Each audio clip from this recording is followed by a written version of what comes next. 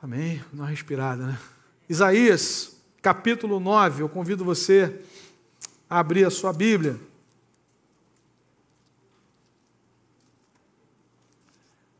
Estamos aí entrando nesse mês de dezembro, e é um mês muito propício para nós pregarmos o Evangelho de Jesus. A cada dia nós temos essa oportunidade. O nosso chamado como discípulo de Jesus é para fazer discípulos, onde nós estivermos, aproveitarmos as oportunidades. Mas essa é uma época do ano em que as pessoas estão bem abertas, né?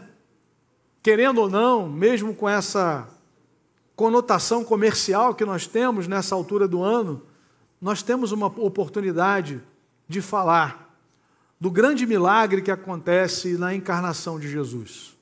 Nós celebramos a encarnação, o Verbo se fez carne, porque Jesus é eterno. Jesus não passou a existir no ventre de Maria.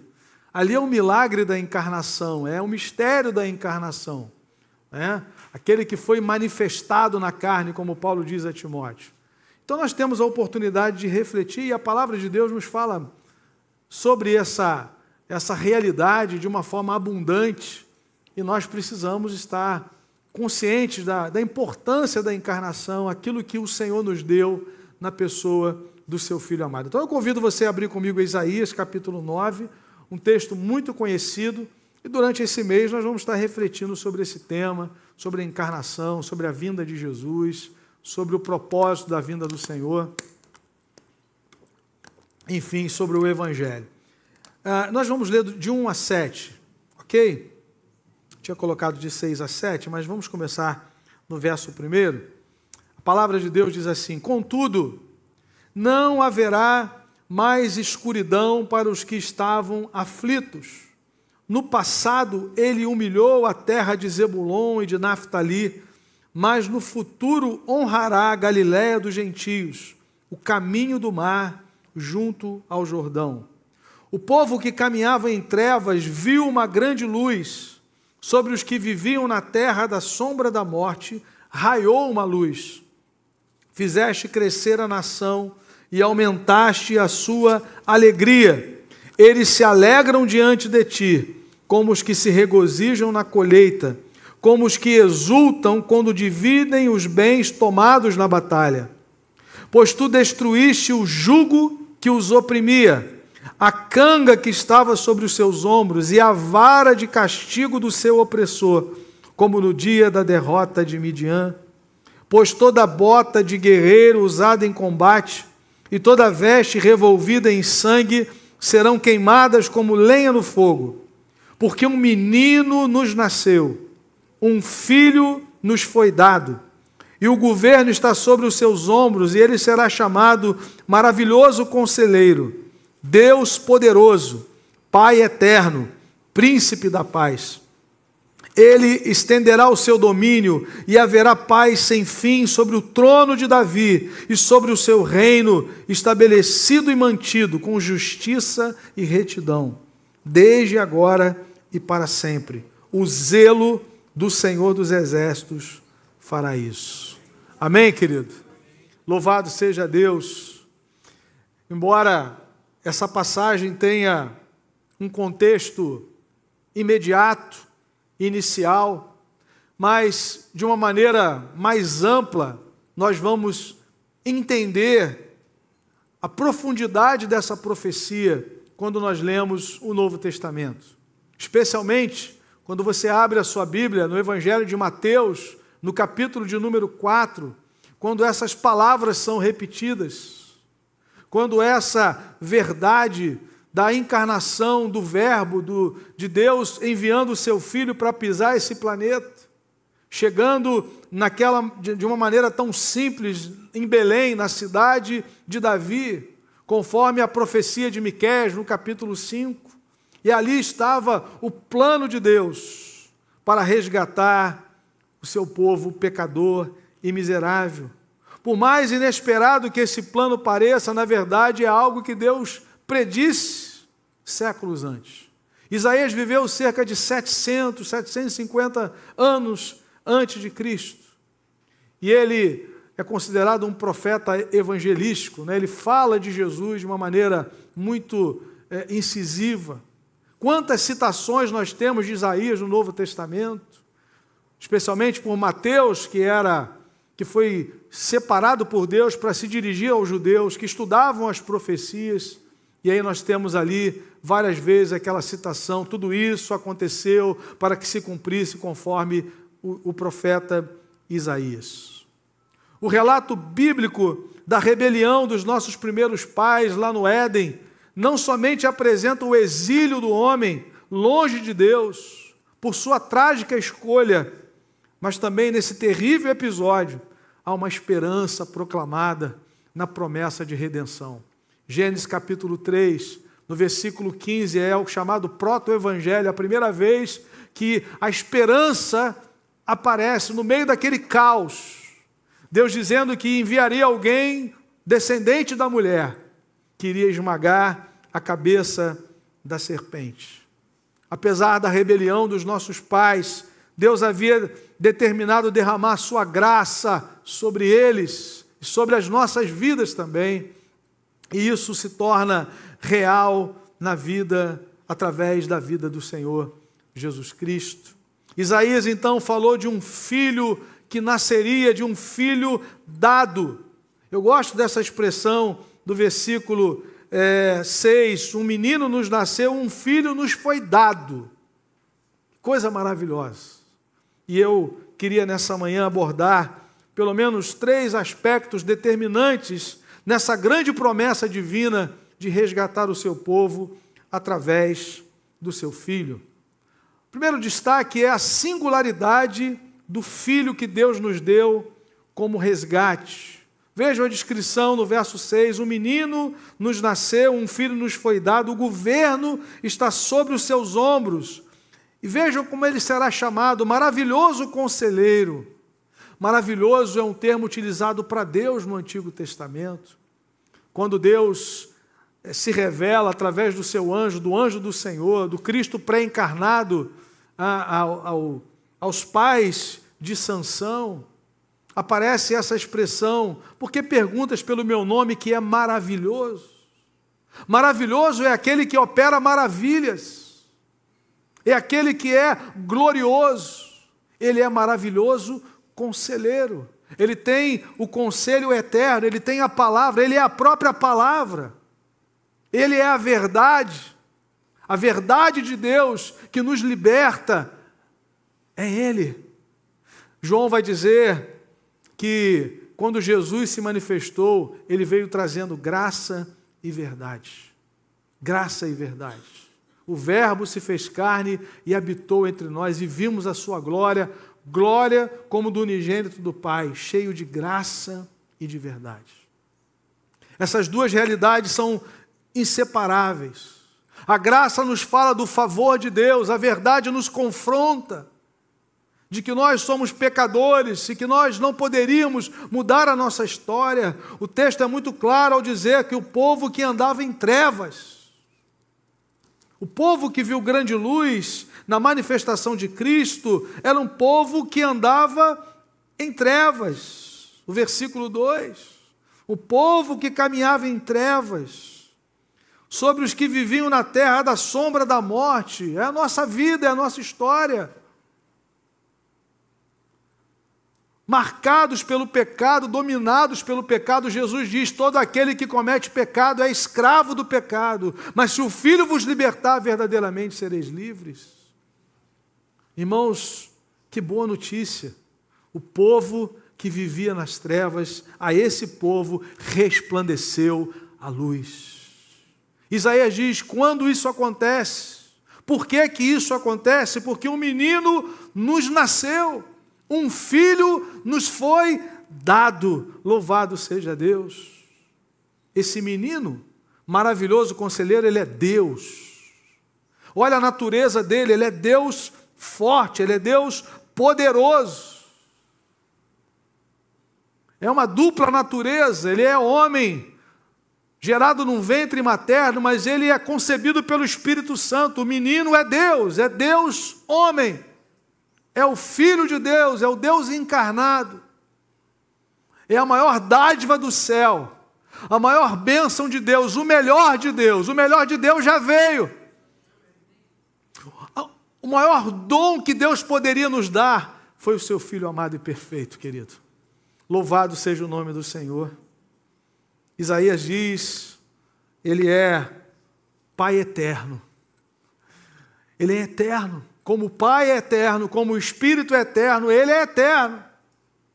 Ele é da mesma natureza do Pai e do Espírito Santo. E Ele é o príncipe da paz. Irmãos, nós vivemos num mundo que fala de paz, mas que não vive essa paz, porque a paz está em Cristo. Somente Cristo estabelece a paz. Ele restabelece a paz, primeiramente, entre nós e Deus. Nós já nascemos separados de Deus, nós já nascemos, irmãos, em pé de guerra, em estado de rebelião. A Bíblia nos ensina que a conversão, quando Deus opera, o Espírito Santo opera na minha e na sua vida, a regeneração, a conversão, é Deus nos tirando do estado de rebelião e nos trazendo para o estado de adoração. Isso é conversão. Nós vivíamos tomados de ídolos. E nós, pela obra do Espírito Santo, nos rendemos diante de Cristo, reconhecendo que Ele é o único Senhor. Amém, querido? Esse menino que nasceu, Ele é Deus forte, Ele é o Pai eterno, Ele é o príncipe da paz. Agora nós temos a paz com Deus, mediante o sangue de Jesus. Nós temos agora também a paz de Deus em nós. É uma reconciliação conosco, a nossa mente, a nossa consciência, e uma reconciliação com os nossos irmãos. Quem é que faz isso? Não, quem faz isso vai ser o Biden lá sentado lá com a turma lá do Oriente Médio. Eles vão conseguir, eles são bons.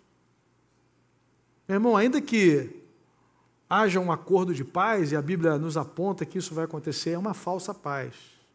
Porque a verdadeira paz é aquela que Jesus nos dá. Porque, irmãos, essa é a diferença da espiritualidade cristã para qualquer outra espiritualidade. A espiritualidade cristã tem como foco a nossa reconciliação com Deus, não com a natureza, né?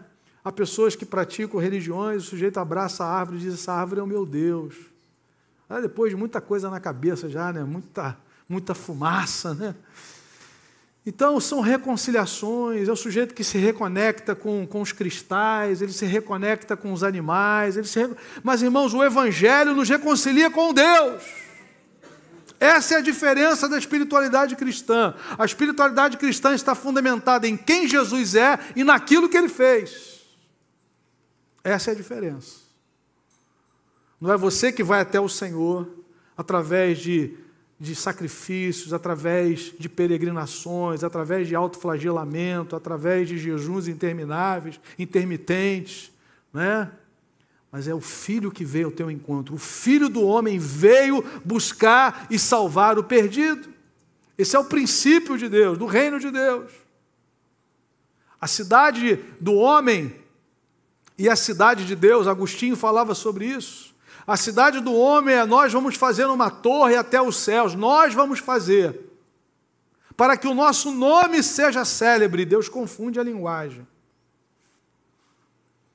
Na cidade de Deus, Deus é o arquiteto e o edificador.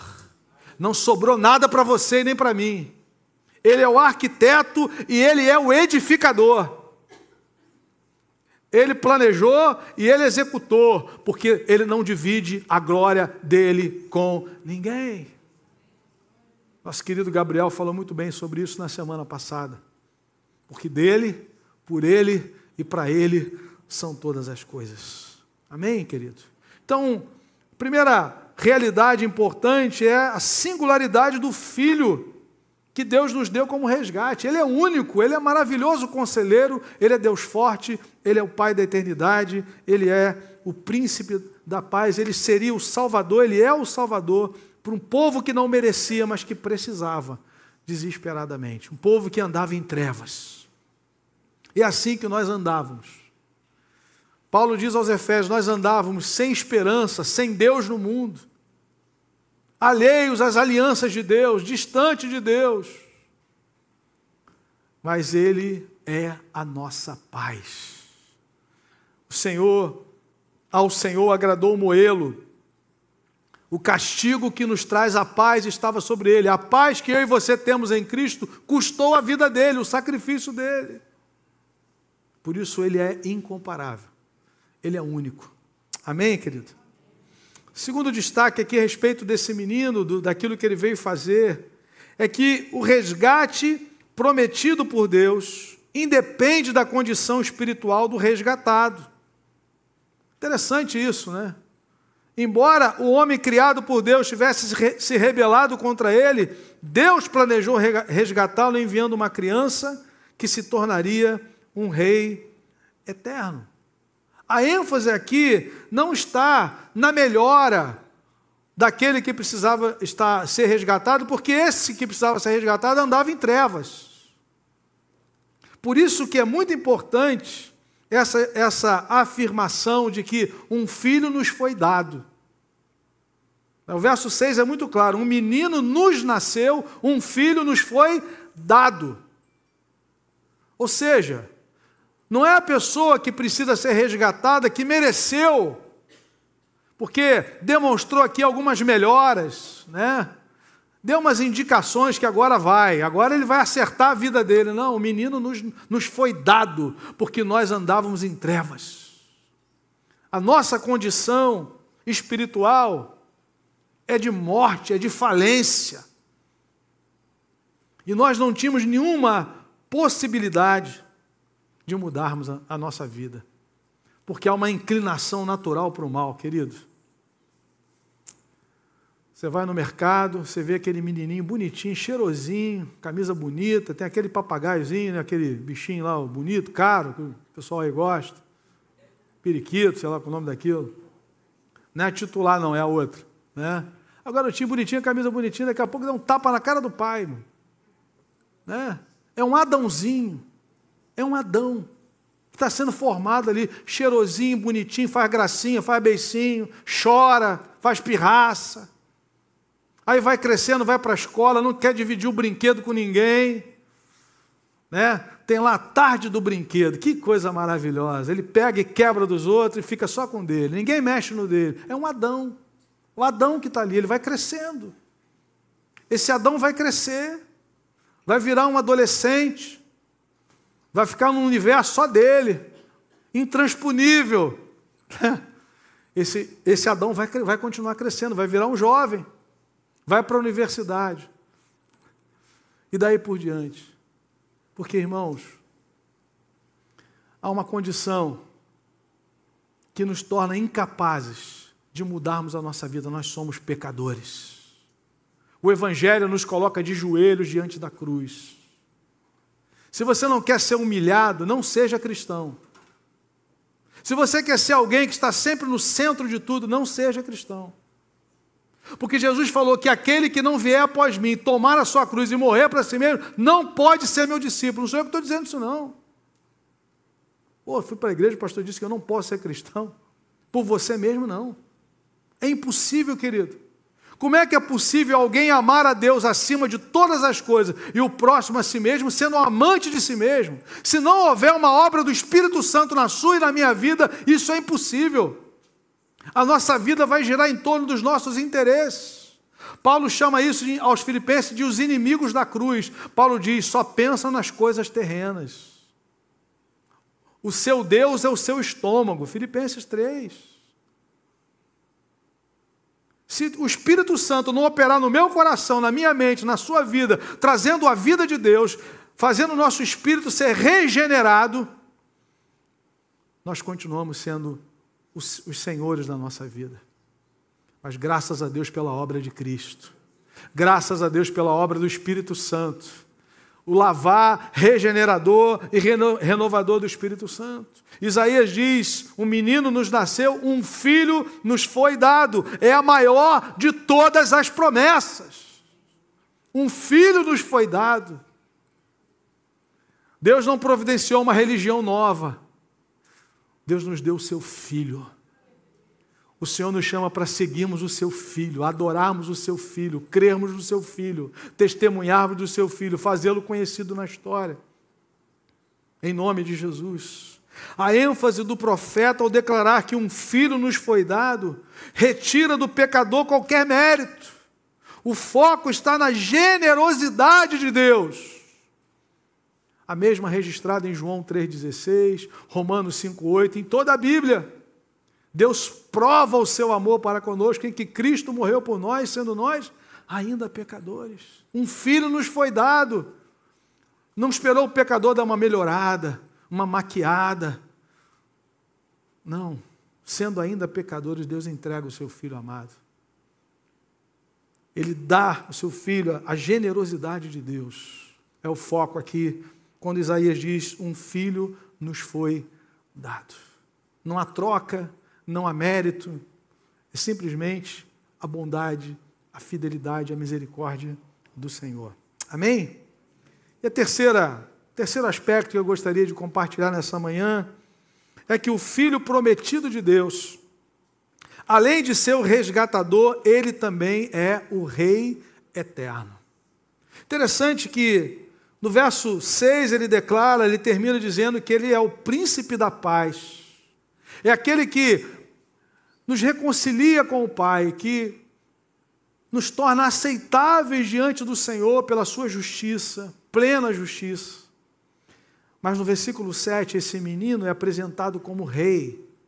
Ele estenderá o seu domínio e haverá paz sem fim sobre o trono de Davi e sobre o seu reino, estabelecido e mantido com justiça e retidão, desde agora e para sempre.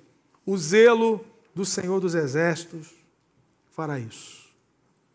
Esta criança um dia governará o povo de Deus com retidão e justiça.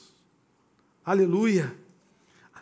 O filho prometido, diz Isaías, é da linhagem real de Davi. E ele traria salvação para Israel e para o mundo, e o seu reino não terá fim. Interessante que quando o anjo do Senhor vai anunciar a Maria sobre o nascimento, ele não fala só do nascimento em si, mas ele vai falar sobre exatamente o reinado de Jesus. E ela fica impactada com essas palavras. Lucas capítulo 1, a partir do verso 28, o anjo, porém, aproximando-se dela, disse, alegre-se, agraciada, o Senhor está com você. Lucas 1, 29, Maria ficou perturbada com essas palavras, pensando no que poderia significar esta saudação. Mas o anjo lhe disse, não tenha medo, Maria, você foi agraciada por Deus, você ficará grávida e dará à luz um filho e lhe porá o nome de Jesus, ele será grande e será chamado Filho do Altíssimo. O Senhor Deus lhe dará o trono de seu pai Davi e ele reinará para sempre. Aleluia! Sobre o povo de Jacó, seu reino jamais terá fim. Esse menino é rei, é o rei eterno. Não como os reis de Israel, pecadores e falhos, reis injustos, em contraste com os governantes iníquos da história daquele povo, de todas as nações. Ele seria conhecido pela sua retidão e pela sua justiça. O governo de Cristo é totalmente diferente de todos os outros governantes. Reino de paz, de justiça, de santidade, de fidelidade. Louvado seja o nome do Senhor. Amém, querido? Um filho nos foi dado. Meu irmão, essa é a melhor notícia de todas, é a maior de todas as promessas. A maior de todas as promessas. Do contrário, nós permaneceríamos na escuridão, nas trevas eternas. Por isso que Mateus, no capítulo 4, ele cita Isaías capítulo 9. De uma maneira muito objetiva, ele vai citar aquilo que Jesus veio trazer. Mateus capítulo 4, a partir do versículo 12, a palavra diz: quando Jesus ouviu que João tinha sido preso, voltou para a Galiléia, saindo de Nazaré, foi viver em Cafarnaum, que ficava junto ao mar, na região, vejam, de Zebulon e de Naftali. Para fazer o quê, queridos? Para cumprir o que fora dito pelo profeta Isaías. Terra de Zebulon, terra de Naftali, caminho do mar, além do Jordão, Galiléia dos gentios, o povo que vivia nas trevas viu uma grande luz. Sobre os que viviam na terra da sombra da morte, raiou uma luz. Daí em diante, Jesus começou a pregar: arrependam-se, pois o reino dos céus está próximo. Amém, querido? Nessa manhã nós viemos aqui declarar que a luz de Deus brilhou na história. A luz de Deus brilhou com a vinda de Jesus. O povo que vivia nas trevas agora tem uma luz. Mas ele mesmo, a luz do mundo, declarou: arrependam-se, pois o reino de Deus é chegado. Como é que você entra no reino, nesse reino de justiça, esse reino eterno? Por meio do arrependimento e da fé. Ninguém entra no reino de Deus sem arrependimento. Porque nós somos pecadores, querido. E o arrependimento é fruto da bondade de Deus. É a bondade de Deus que nos conduz ao arrependimento, diz Paulo aos Romanos. Se há no seu coração um constrangimento, um reconhecimento de que você é pecador, de que você não pode se salvar, mudar a sua vida, transformar a sua vida, entrar naquele céu santo, quando seus olhos se fecharem aqui na história, se você tem essa plena consciência: eu só posso ser salvo por aquilo que Cristo fez em meu lugar. Ele se fez maldição, a maldição que eu merecia, Ele levou sobre si na cruz. O castigo que me traz a paz estava sobre Ele. Se você tem essa consciência, é porque a bondade de Deus tem te conduzido ao arrependimento. Arrependimento é mudança de mente, é obra de Deus. Paulo chama isso de tristeza segundo Deus. Ele escrevendo aos Coríntios: a tristeza segundo o mundo produz remorso. Ela vai passar, ela não muda, ela não traz mudança, transformação. Mas a tristeza segundo Deus produz vida. Faz você se render diante da cruz e dizer: eu preciso de Jesus. Eu confesso que Ele é o Senhor da minha vida. Que eu não posso me salvar pelas minhas obras, por eu ser um bom filho, um filho dedicado, uma filha amada. Eu não posso ser salvo por ter me guardado nesse mundo. Eu só posso ser salvo porque o sangue de Jesus me lava de todo pecado. Arrependam-se. Que coisa maravilhosa. O povo que vivia nas trevas viu uma grande luz. Irmão, se não fosse essa grande luz, na encarnação de Cristo, nós ainda estaríamos perdidos. Então, nessa manhã, glorifique o nome do Senhor, celebre o nome dEle, agradeça a Ele, porque você e eu fomos tirados do império das trevas e trazidos para o reino do Filho do seu amor. Um Filho nos foi dado, a maior de todas as promessas. Duas aplicações, amados, para nós orarmos e participarmos da mesa. A primeira delas: você crê que a generosidade de Deus a nos dar o seu Filho, além de abater o nosso orgulho, também ressalta a sua graça. Irmãos, eu acho interessante que o homem sem Cristo, e uma vez eu estava evangelizando um sujeito, que eu falei para ele que ele era pecador, ele disse: eu não sou pecador. Nós estávamos lá em Valência, na Espanha, lá na igreja do pastor Rosimério, e eles fizeram lá o almoço do Brasil, uma feijoada, né, para poder ganhar os brasileiros que estavam ali naquele entorno. Aí chegou um sujeito lá, um jovem. E aí, quando nós falamos de Jesus, ele falou assim: eu não preciso de Jesus. Eu não preciso. Porque, irmãos, essa mensagem nos humilha. Essa mensagem nos humilha. De você dizer assim: olha, eu não posso ser salvo. Eu não posso me salvar. Que isso, pastor? Tu já viu como é que eu sou bom naquilo que eu faço? Meu irmão, você pode ser bom em que você quiser, menos em salvar a sua vida. Porque se você fosse bom em salvar a sua vida, Deus preservaria o seu filho amado. Deus pouparia Jesus de receber a ira do Pai. A ira de Deus, que era para ser descarregada sobre você, sobre mim, Jesus entrou no meio e recebeu sobre si. O castigo ele recebeu para que eu e você fôssemos abençoados. Para que a bênção de Abraão chegasse até nós, Jesus se fez maldição em nosso lugar. A maldição da lei, daqueles que não conseguem cumprir todos os mandamentos, se tornam réus. Jesus cumpriu toda a lei, foi fiel até a morte, e morte de cruz, ele nunca pecou. Foi tentado à nossa semelhança, mas sem pecado. Essa é a grande diferença. Para morrer por um pecador, tinha que ser alguém sem pecado. É o justo morrendo pelos injustos, diz Pedro na sua carta, no capítulo 3, no verso 18. Louvado seja Deus, querido. Você crê nessa generosidade do Senhor? E ao mesmo tempo que o nosso orgulho é abatido, a graça de Deus é ressaltada. Eu gosto de 2 Timóteo, capítulo 1, no versículo 8, quando o apóstolo Paulo nos fala exatamente dessa graça maravilhosa.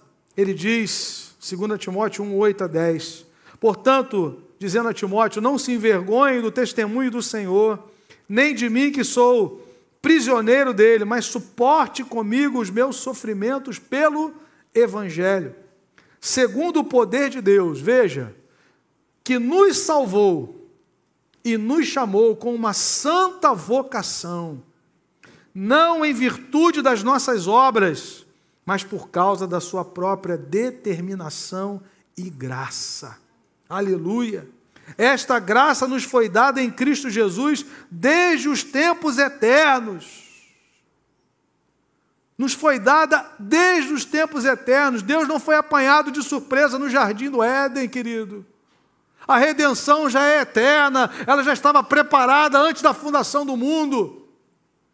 Mas Paulo diz, mas ela se manifestou na história, sendo agora, verso 10, revelada pela manifestação de nosso Salvador, Cristo Jesus.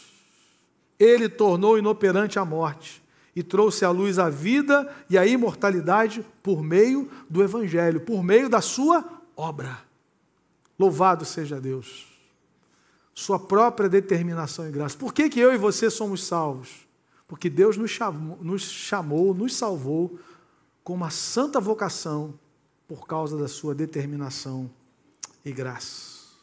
Então, meu amado, olhe para essa realidade com gratidão no coração pela generosidade de Deus e celebre a graça do Senhor na sua vida, em nome de Cristo Jesus.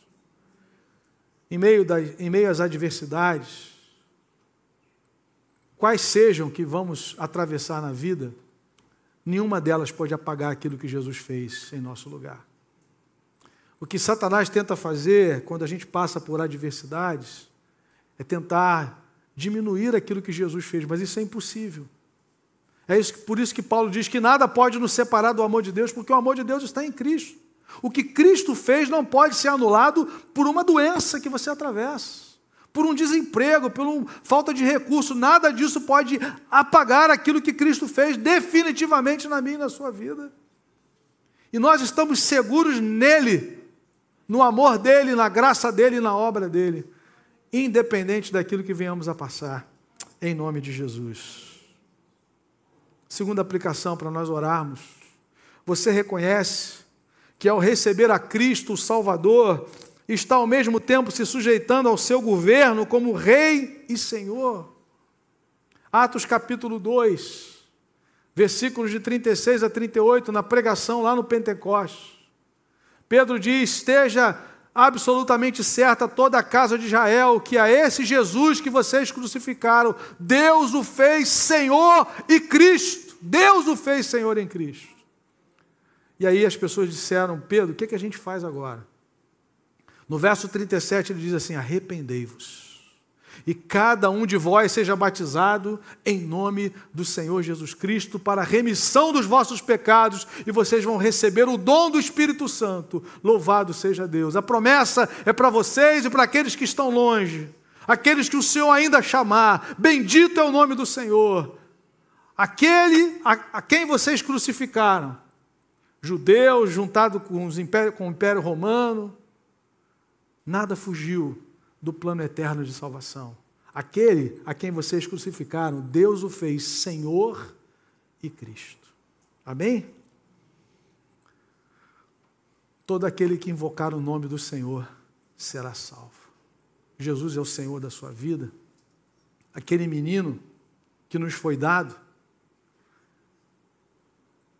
que exerceu o seu ministério, que morreu, que foi sepultado, ele ressuscitou, ele foi assunto aos céus, ele está sentado à direita do Pai, intercedendo pela igreja, pelo seu povo, e ele voltará para reinar, para a consumação de todas as coisas. E sabe quem é que vai estar reinando com ele? Aquele que o reconhece como Senhor e Cristo. Se com ele sofremos, com ele seremos glorificados. Se o negamos, ele nos negará. Se o confessamos, ele nos confessará diante do Pai que está no céu. Quero orar por você. Curva a sua cabeça, feche seus olhos. Um menino nos foi dado. Essa é a maior de todas as promessas. Um filho nos foi dado. A sua vida já está nas mãos de Jesus. Você tem a certeza de que a sua vida pertence a Cristo. Eu quero orar por você. Talvez você entrou aqui nessa manhã e ainda não confessou publicamente a Cristo como seu Salvador e Senhor, e o Espírito Santo tem constrangido o seu coração nessa hora, para assumir publicamente, de hoje em diante, a minha vida pertence a Cristo Jesus, o meu Salvador e Senhor. É para Ele que eu quero viver, é na dependência dEle que eu quero viver, e para a glória dEle que eu quero viver. Eu quero orar por você. A igreja está em oração. Você que nessa manhã gostaria de dizer: Senhor Jesus, eu creio que eu sou pecador. Eu não posso mudar a minha vida, mas o Senhor pode. O Senhor fez isso, morrendo em meu lugar, ressuscitando ao terceiro dia, para ser o Senhor da minha vida. Se há alguém nessa manhã que gostaria de dizer: Senhor, eu me rendo a Ti, eu quero confessar a Jesus como meu Salvador e Senhor. Onde você está? Gostaria de orar por você.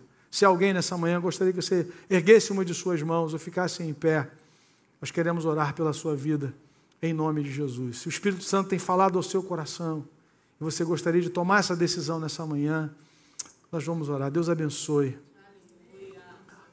Há mais alguém nessa manhã gostaria de dizer: Senhor Jesus, eu te recebo pela fé, como meu Salvador e Senhor. Eu quero orar por você.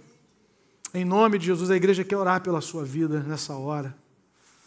Você que está na dúvida ainda, tem medo da sua partida, tem medo da volta de Cristo, não tem a certeza da sua salvação. A palavra diz que aquele que estava em trevas, a ele resplandeceu a luz de Cristo, dissipando as trevas na sua vida, trazendo perdão e libertação. Se você deseja, fique em pé no seu lugar, eu quero orar por você, em nome de Jesus.